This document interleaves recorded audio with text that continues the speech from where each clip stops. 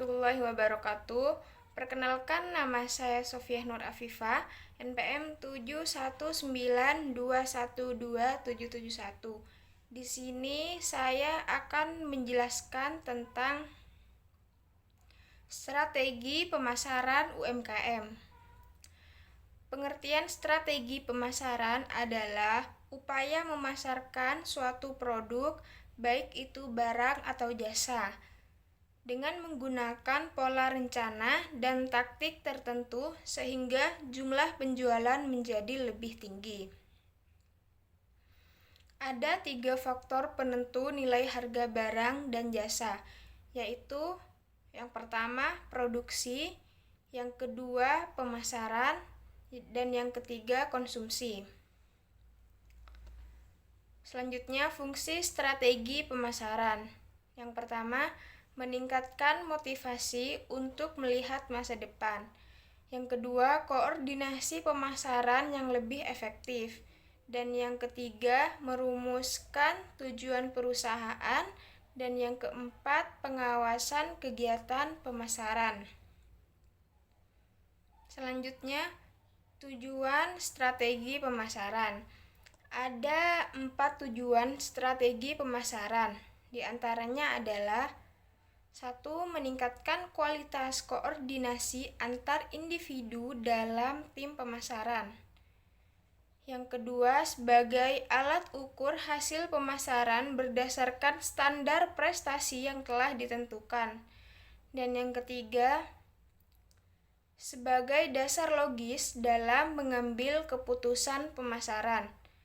Dan yang keempat, untuk meningkatkan kemampuan dalam beradaptasi bila terjadi perubahan dalam pemasaran. Selanjutnya, konsep strategi pemasaran. Yang pertama yaitu segmentasi pasar, dan yang kedua market positioning, dan yang ketiga market entry strategi, dan yang keempat marketing mix strategi, dan yang kelima timing strategi. Selanjutnya, contoh strategi pemasaran. Yang pertama yaitu partnership, dan yang kedua bekerja sama dengan influencer, dan yang ketiga melibatkan karyawan, yang keempat menjaga pelanggan lama. Selanjutnya, segmentasi pasar UMKM.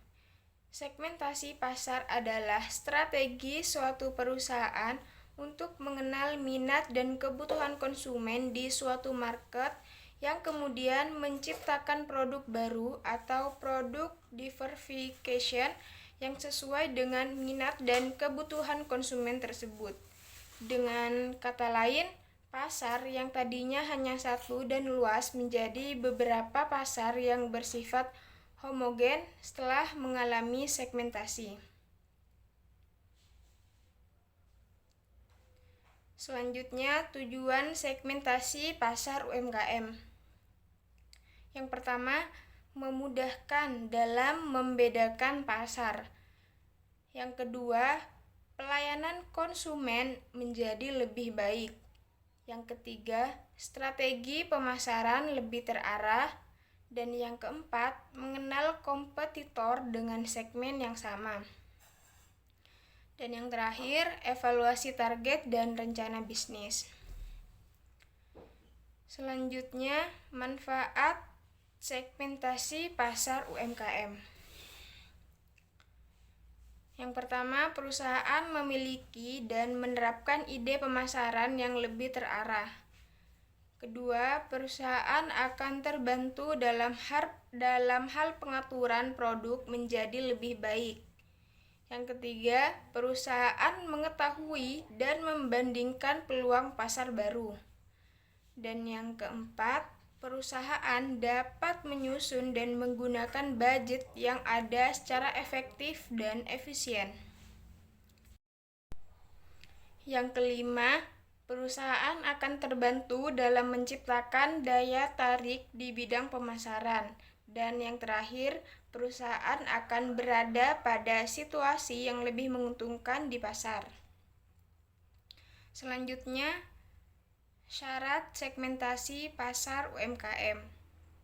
Yang pertama, dapat diukur. Pengelompokan pasar harus terukur, baik dalam besarnya, luasnya, serta daya beli konsumen pada segmen pasar tersebut. Yang kedua, dapat dijangkau. Segmentasi pasar juga harus bisa dilaksanakan. Dengan kata lain, strategi pemasaran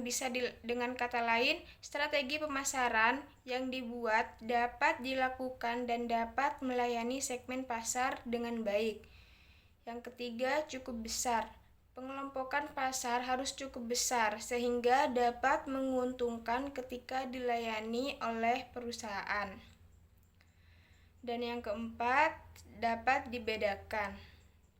Artinya, segmen pasar yang dikelompokkan harus dapat dibedakan dengan jelas. Dan yang terakhir, dapat dilaksanakan. Market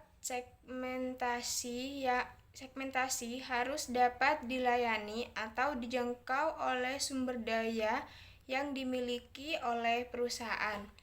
Mungkin hanya ini yang dapat saya jelaskan. Kurang lebihnya mohon maaf. Wassalamualaikum warahmatullahi wabarakatuh.